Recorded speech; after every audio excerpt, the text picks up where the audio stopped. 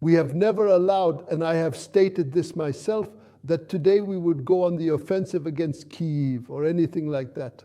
Ukrainians don't believe this. The Poles, Lithuanians, Latvians, they're practically in a panic, warning, look, the Suwalki corridor, they'll march on Kaliningrad, cut off the Baltics, seize 3 countries, and so on, NATO countries. If I say something, it means I take responsibility for it. I told you publicly that when we pulled back the troops, that was my order, to move them deeper into the country, we had one goal, to prevent you from accusing us of preparing to cut off the Suwalki corridor, seize the 3 Baltic republics in the first stage, and then Poland. Some Western Europeans and others, even Americans, should stay out of our relations with Russia. An attack on Russia is an attack on Belarus. That's why our relationship is so close. No one can break these ties, especially the chatterboxes from the European Union. When negotiating peace today, we should not proceed from your Simon Hawkish position, from the way you see it. We need to understand that human memory is such, and in this case, perhaps that's a good quality, that it erases everything over time. You will never defeat us, and above all, you will never defeat Russia. To sit down and Germany was destroyed, and those people who were tried at Nuremberg were taken prisoner.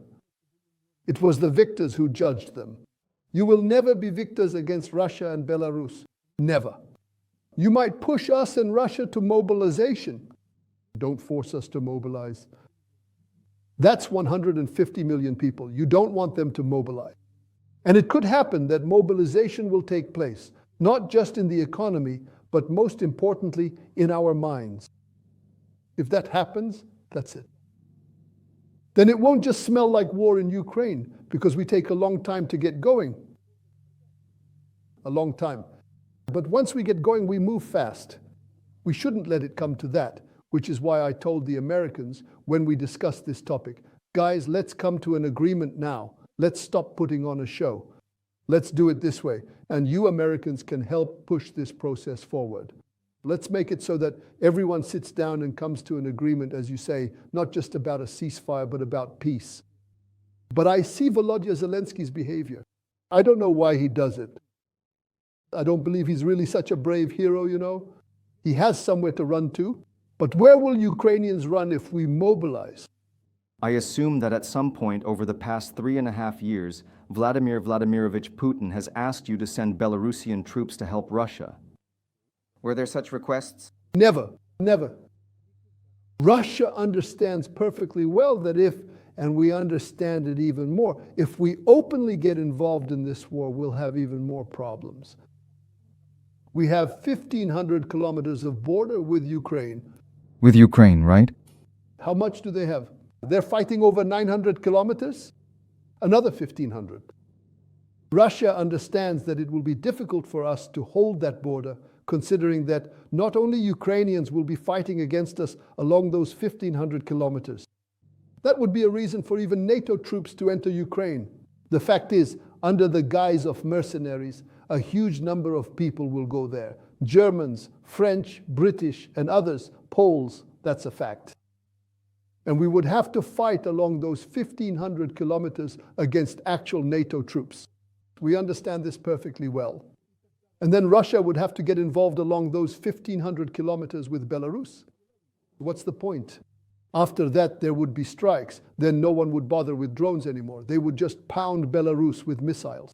Thank you for being so concerned about this problem. To be honest, I don't think in this way, because I know the value of Belarus for Russia.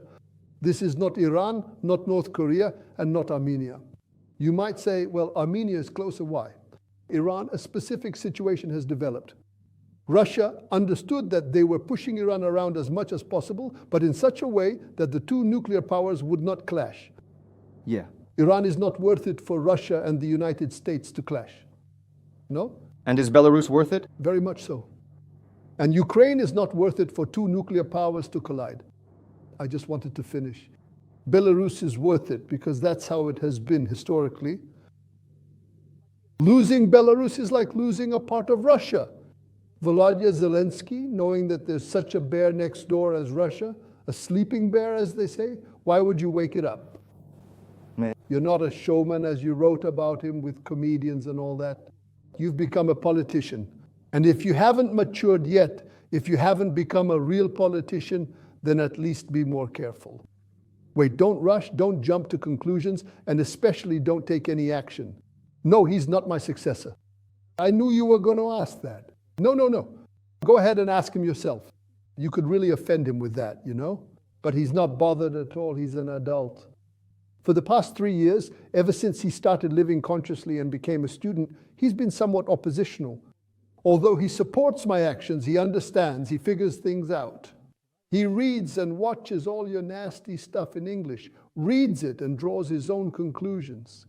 I don't hide anything from him. But you don't really see him in the significant role of No. big politics? No. You know, I would really like for a reasonable, normal person to come after me. I even allow for the possibility that he might pursue a somewhat different policy as long as he doesn't break anything right away. But to do it the way I did, relying on the strong, on what we have, calmly and gradually developing the country so there wouldn't be this kind of revolutionary upheaval. That's what I want. I'm telling you honestly. I was already ready to step down at the previous elections, knowing that people would definitely support me and so on, to step down. But they said, no, we're not ready. And the question was put in such a way that I was, well, a traitor, that I wanted to run away. So despite that, I had to remain president. I'm speaking sincerely about this. I had to. I have worked and will continue to work with full dedication and fulfill my duties. But under the new constitution, with the amendments adopted, right? The amendments. You have 2 more terms. Well, this term and 1 more term after that. Yes. Do you truly plan to continue serving until the very end? No, listen, right now I don't have any plans.